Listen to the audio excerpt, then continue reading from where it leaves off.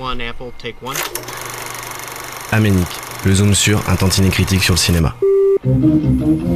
Bonsoir, bonsoir, bonsoir. Si je suis là ce soir, c'est parce que j'ai eu l'immense honneur et l'immense plaisir cette semaine de rencontrer Cédric Clapiche et Gilles Lelouch pour effectuer une jolie interview. Vous aurez tout le plaisir d'écouter ça.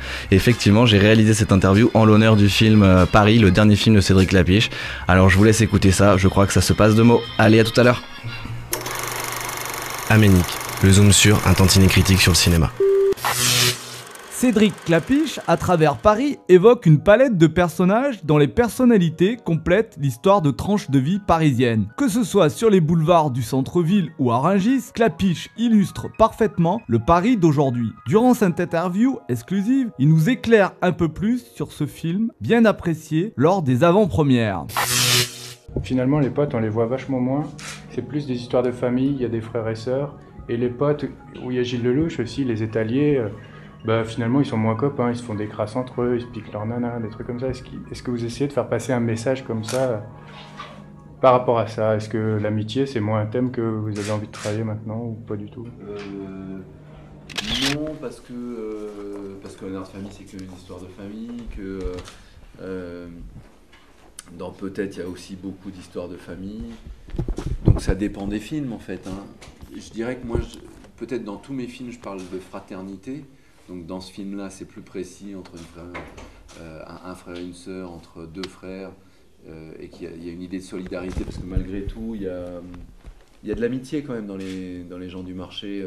Ils se chambrent beaucoup, parce que sur les marchés, ils n'arrêtent pas de s'envoyer des vannes, et qu'effectivement, pour se faire des crasses, il y a de l'agressivité aussi.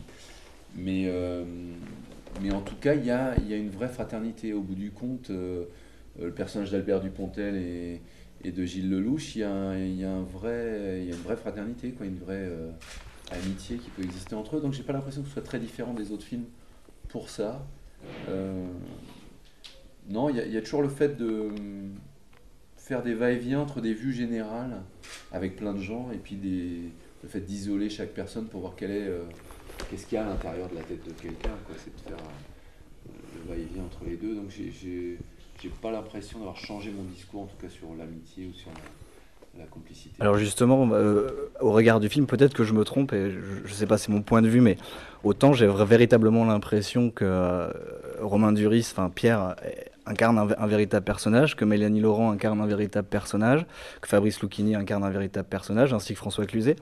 Mais autant le rôle de Gilles Lelouch, celui de Dupontel, celui de Zinedine Soilem, même celui de Julie Ferrier, finalement j'ai presque l'impression que ces maraîchers n'incarnent qu'un seul personnage. Je ne sais pas si vous voyez ce que je veux dire, mais j'ai l'impression que c'est une espèce que ces personnages-là, tous réunis, incarnent un seul personnage qui représente une vision et un aspect de Paris.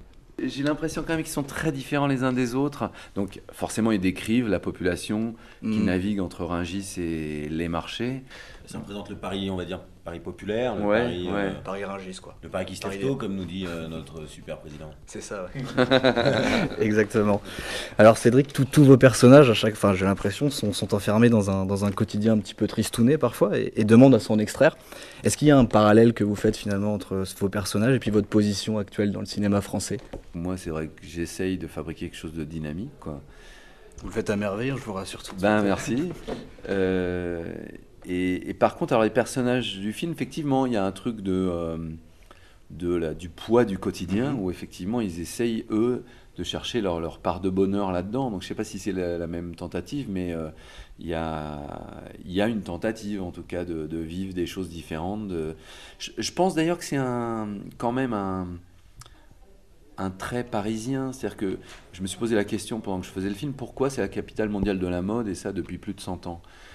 Il y a un truc dans la mode qui est qu'on n'a pas envie que le quotidien soit que banal, que la même chose. Et donc la mode, c'est l'idée de rendre grandiose les vêtements qu'on porte. C'est d'un coup, on n'est pas complètement la même personne, parce qu'on va mettre quelque chose qui va faire un peu... qui va mettre de la paillette, qui va mettre un peu de la bonne humeur. Et c'est vrai qu'on a un tempérament à Paris d'essayer de mettre... la joie de vivre, quoi, d'essayer de faire quelque chose qui rend vivant le quotidien. Et dans ce sens-là, ouais, le film est dans cette idée-là, en tout cas. Ouais.